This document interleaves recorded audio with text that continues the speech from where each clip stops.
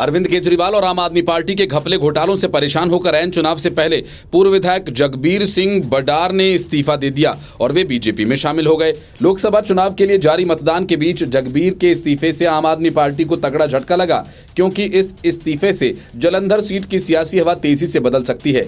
BJP के राष्ट्रीय महासचिव तरुण चुग ने दिल्ली में जगबीर बराड़ को पार्टी की सदस्यता ग्रहण करवाई। करीब 1 साल पहले ही वे शिरोमणि अकाली दल छोड़कर आम आदमी पार्टी में शामिल हुए थे। आम आदमी पार्टी की ओर से दरकिनार किए जाने के बाद जगबीर नाराज हो गए और बीजेपी में शामिल होने के बाद जगबीर ने यह कहा कि पीएम मोदी की नीतियां मुझे प्रभावित कर रही हैं। करतारपुर साहिब कॉरिडोर खोलना हमारे लिए बड़ी बात है। उन्होंने कहा कि पंजाब में डबल इंजन की सरकार की बहुत जरूरत है ताकि पंजाब को नशा मुक्त बनाकर रोजगार बढ़ाया जा सके। मैं पेशे से एडवोकेट हूं और 4-5 साल तक हाईकोर्ट में प्रैक्टिस की है। इस दौरान बीजेपी के राष्ट्रीय महासचिव तरुण चुग ने प्रेस कॉन्फ्रेंस को संबोधित करते हुए कहा कि आम आदमी पार्टी के कारण पंजाब में घुटन है। पीएम की गरीबों के प्रति सोच से जगबीर सिंह बराड़ प्रभावित हैं। गुरु पर्व शान और शौकत से मनाना हो या पंजाब में कैंसर इंस्टीट्यूट बनाना, वो सभी एस्पेक्ट को देखते हुए आज जगबीर बीजेपी में शामिल हुए। अकाली दल की सरकार के दौरान जगबीर सिंह बराड़ जालंधर कैंट हलके से विधायक चुने गए थे। जालंधर में उपचुनाव के दौरान जगबीर ने आम आदमी पार्टी को अच्छे खासे वोट दिलवाए। कैंट हलके में बराड़ की अच्छी पकड़ है। आम आदमी पार्टी में कोई बड़ा राजनीतिक ओहदा न मिलने के चलते उन्होंने पार्टी से किनारा कर लिया। अब जगबीर बराड़ के बीजेपी में आने से जालंधर लोकसभा सीट पर बीजेपी को मजबूती मिल सकती है। जालंधर लोकसभा से सांसद सुशील रिंकू पहले ही आम आदमी पार्टी छोड़ बीजेपी ज्वाइन कर चुके हैं। वे अब बीजेपी की टिकट पर जालंधर से लोकसभा चुनाव भी लड़ रहे हैं।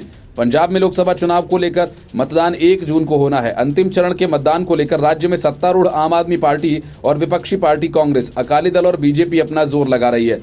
जालंधर से जहां एक और पूर्व मुख्यमंत्री चरणजीत सिंह चन्नी, वहीं आम आदमी पार्टी ने पूर्व विधायक पवन कुमार टीनू को प्रत्याशी बनाया, जबकि अकाली दल ने पूर्व सांसद मोहिंदर सिंह कायपी को, तो बीजेपी ने जालंधर से मौजूदा सांसद सुशील कुमार रिंकू पर दांव लगाया। जालंधर से मौजूदा सांसद सुशील कुमार रिंकू आम आदमी पार्टी के टिकट पर चुनाव जीते थे। इस वजह से बीजेपी को बराड़ से काफी उम्मीद है। Bureau report, news of India. Arvind Kejriwal की सियासत के कई तरीके हैं। झूठे आरोप लगाओ और फंस जाओ तो माफ़ी मांग लो। लगातार बड़ी बड़ी बातें करो, वादे करो, दावे करो और कहीं उलझ गए तो केंद्र या एलजी के सिर उसका ठीकरा फोड़ दो। यह तो सब जानते हैं। केजरीवाल की सियासत का तीसरा और बहुत हद तक खतरनाक पहलू यह है कि पहले किसी पर कॉम्प्रोमाइज़ करने के लिए दबाव डालो। मान गया तो ठीक, नहीं तो उसे ठोक दो। स्वाति मालीवाल नहीं मानी तो उसकी पिटाई करवा दी। दिल्ली के मुख्य सचिव रहे अंशु प्रकाश नहीं माने तो उनकी भी पिटाई हो गई। अब ताज़ा मामला पंजाब का है, जहां के पूर्व डीजीपी वीरेश कुमार भावरा को जबरन इसलिए पद से हटा दिया गया कि वे अवैध काम करने को तैयार नहीं हुए। उनसे कहा गया कि पंजाब पुलिस को पंजाब के बाहर किसी की सुरक्षा के लिए नियुक्त करना है, लेकिन डीजीपी रहे भावरा इस काम के लिए तैयार नहीं हुए क्योंकि यह नियमों के खिलाफ था। फिर क्या था, भगवंत मान की सरकार ने नियमों को ताक पर रख कर उन्हें पद से हटा दिया। असल में माना जा रहा है कि तब भगवंत मान पंजाब पुलिस के जवानों को केजरीवाल की सुरक्षा में लगाना चाहते थे। हालांकि यह काम बाद में तब किया गया जब मनपसंद डीजीपी को नियुक्त कर लिया गया।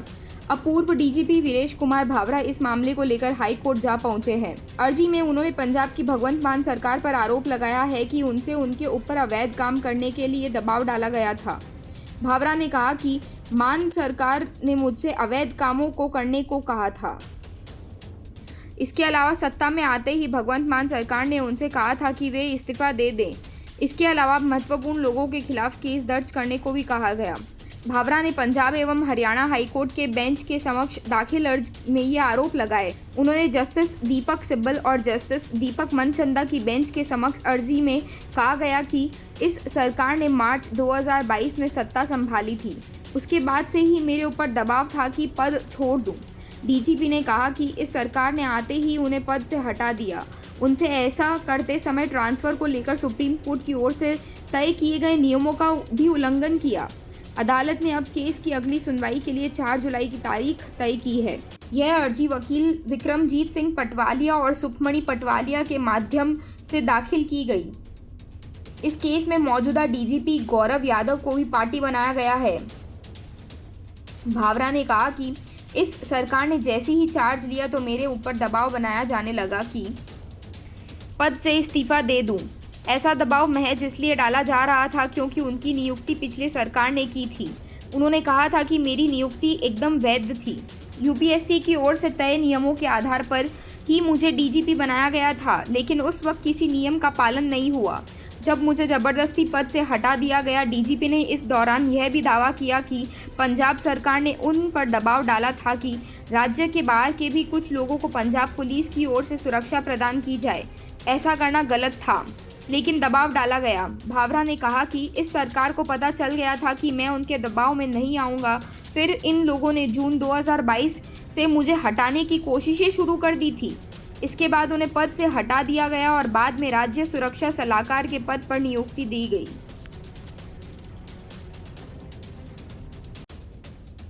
विभव कुमार को केजरीवाल ने अपना पीए नियुक्त किया था। रहने के लिए उसकी हैसियत से बड़ा बंगला भी विभव कुमार को दिया। जाहिर है ये सब केजरीवाल की कृपा से ही संभव हुआ होगा, लेकिन एलजीबी सक्सेना ने विभव कुमार की सेवा समाप्त कर दी। उसे बंगला खाली करने का नोटिस दिया जा चुका है। बावजूद इसके सीएम हाउस में बैठकर सब पर हुक्म चलाता है। तो ऐसे में सवाल ये उठता है कि ये सब किस हैसियत से कर रहा है।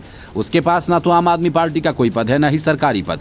इन्हीं सवालों को लेकर बीजेपी ने अरविंद केजरीवाल पर जोरदार हमला किया। बीजेपी के राष्ट्रीय प्रवक्ता सुधांशु त्रिवेदी ने सवाल किया कि आखिर किस हैसियत से विभव कुमार सीएम हाउस में मौजूद थे, जबकि वो किसी राजनीतिक और सरकारी पद पर भी नहीं है।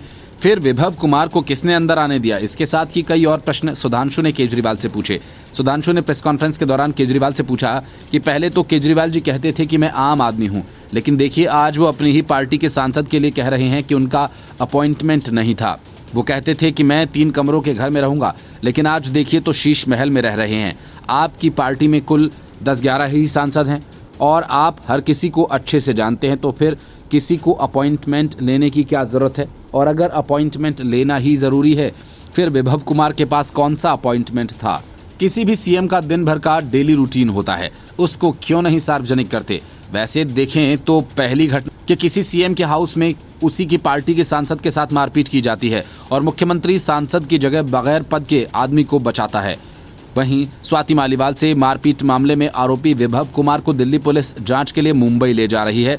दरअसल पुलिस को इस बात की आशंका है कि विभव ने अपने मोबाइल मुंबई के ही अंदर फॉर्मेट किया था। विभव द्वारा अपने मोबाइल के फॉर्मेट किए गए डेटा को फिर से रिट्रीव करने की कोशिश दिल्ली पुलिस कर रही है। इसके अलावा दिल्ली पुलिस ये भी जानना चाहती है कि विभव मुंबई में किन लोगों से मिला था। इन्हीं सब बातों को ध्यान में रखते हुए विभव कुमार को दिल्ली पुलिस मुंबई ले जा रही है।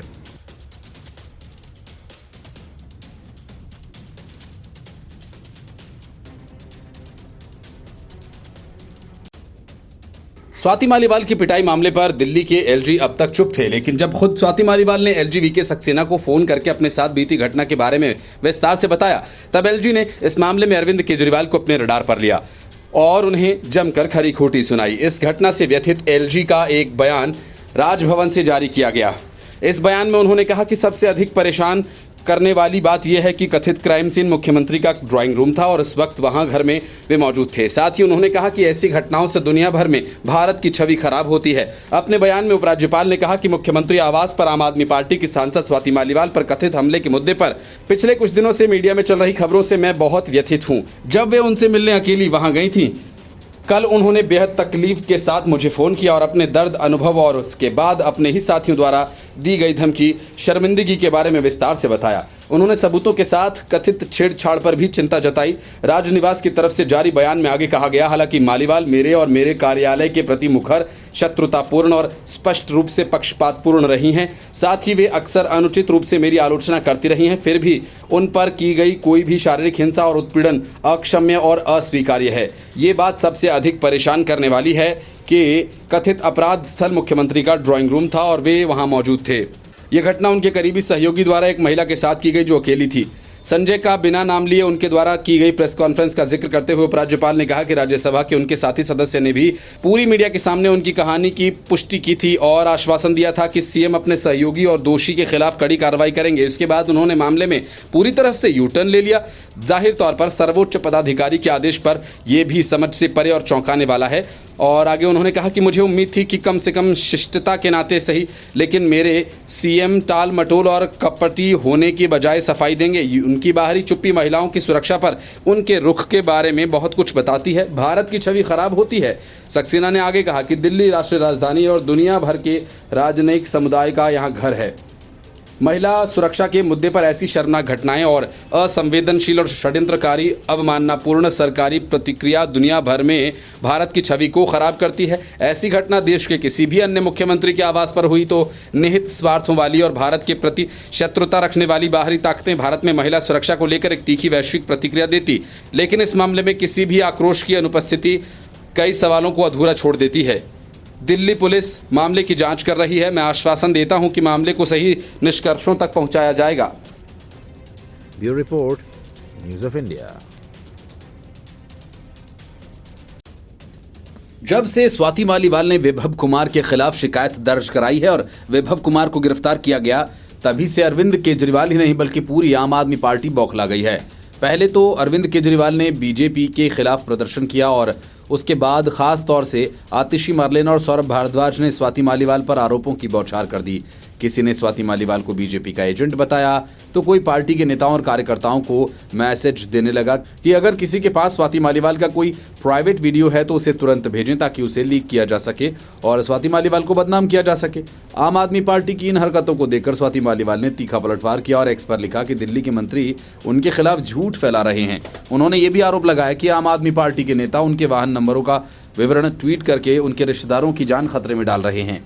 यही नहीं, पार्टी के लोगों को फोन करके बोला जा रहा है कि वो मेरा कोई पर्सनल वीडियो भेजें ताकि मुझे बदनाम कर सकें। स्वाति मालीवाल ने बिना किसी का नाम लिए उनके नेताओं को कोर्ट में घसीटने की चेतावनी दी। स्वाति मालीवाल ने एक्स पर लिखा कि दिल्ली के मंत्री कल से झूठ फैला रहे हैं, मुझ पर भ्रष्टाचार की एफआईआर दर्ज की गई है और इस वजह से मैंने भाजपा के इशारे पर यह सब किया। मैं बता देना चाहती हूं कि ये एफआईआर 8 साल पहले 2016 में हुई थी। इसके बाद मुझे सीएम और एलजी दोनों ने 2 बार महिला आयोग की अध्यक्ष नियुक्त किया। ये केस पूरी तरह से फर्जी है और इस पर माननीय हाईकोर्ट ने 1.5 साल से स्टे लगाया हुआ है। हाईकोर्ट ने माना कि पैसे का कोई लेन देन नहीं हुआ। स्वाति मालीवाल ने आगे कहा कि मैं विभव कुमार के खिलाफ कंप्लेंट देने तक इनके हिसाब से लेडी सिंघम थी और आज भाजपा की एजेंट बन गई। पूरी ट्रोल आर्मी मुझ पर लगा दी क्योंकि मैंने सच बोला। स्वाति मालीवाल ने दावा किया कि पार्टी के सभी लोगों को फोन करके बोला जा रहा है कि स्वाति का पर्सनल वीडियो भेजो, लीक करके बदनाम करना है। यही नहीं, मेरे रिश्तेदारों की गाड़ियों के नंबर की डिटेल साझा की जा रही है, जान खतरे में डाल रहे हैं। और झूठ ये ज़्यादा देर तक टिकने वाला नहीं। सत्ता के नशे में किसी को नीचा दिखाने के चक्कर में ऐसा ना हो जाए कि जब सच सामने आए तो अपने परिवारों से भी नज़र ना मिला पाओ। तुम्हारे हर फैलाए हुए झूठ के लिए तुम्हें कोर्ट ले जाऊंगी। मालीवाल ने इस पोस्ट की शुरुआत में ही दिल्ली के मंत्रियों का जिक्र किया, लेकिन अंतिम लाइन में बिना किसी का नाम लिए हमला बोला। उन्होंने साफ कहा, हालांकि साफ है कि पोस्ट में स्वाति मालीवाल ने इसमें सच सामने लाने और कोर्ट में घसीटने तक की चेतावनी किसे दी है। Bureau report, news of India. Delhi में 25 मई को वोट डाले जाने हैं। दिल्ली में आम आदमी पार्टी और कांग्रेस का गठबंधन है, लेकिन बड़ी बात यह कि अब तक दोनों पार्टियों के बड़े नेता एक साथ मिलकर कहीं चुनाव प्रचार करते नहीं दिखे।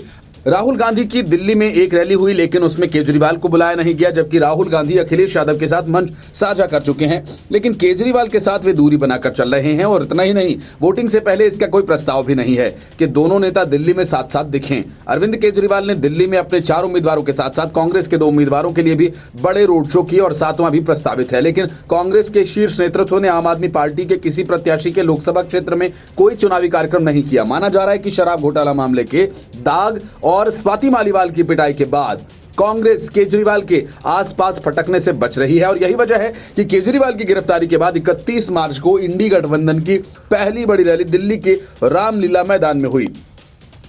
रैली में कांग्रेस की ओर से पार्टी अध्यक्ष मल्लिकार्जुन खड़गे, सोनिया गांधी, राहुल गांधी के साथ प्रियंका गांधी भी मौजूद थी और इस रैली में सुनीता केजरीवाल को बुलाया गया और इस मंच की तस्वीर से यह संदेश दिया गया था कि दोनों पार्टियां पूरी ताकत के साथ, एकजुटता के साथ दिल्ली में चुनाव लड़ेंगी। लेकिन केजरीवाल के जमानत पर बाहर निकलने के बाद फिर से कांग्रेस ने दूरी बना ली। छठे राउंड में दिल्ली की 7 सीटों पर यानी 25 मई को चुनाव होना है। दिल्ली के मुख्यमंत्री अरविंद केजरीवाल अंतरिम जमानत पर चुनाव प्रचार में जुटे हुए हैं। दिल्ली में 6 बड़े रोड शोज कर चुके हैं, जिनमें से 2 कांग्रेस उम्मीदवार उदित राज और जयप्रकाश अग्रवाल के इलाके में किए और कई नुक्कड़ सभाएं।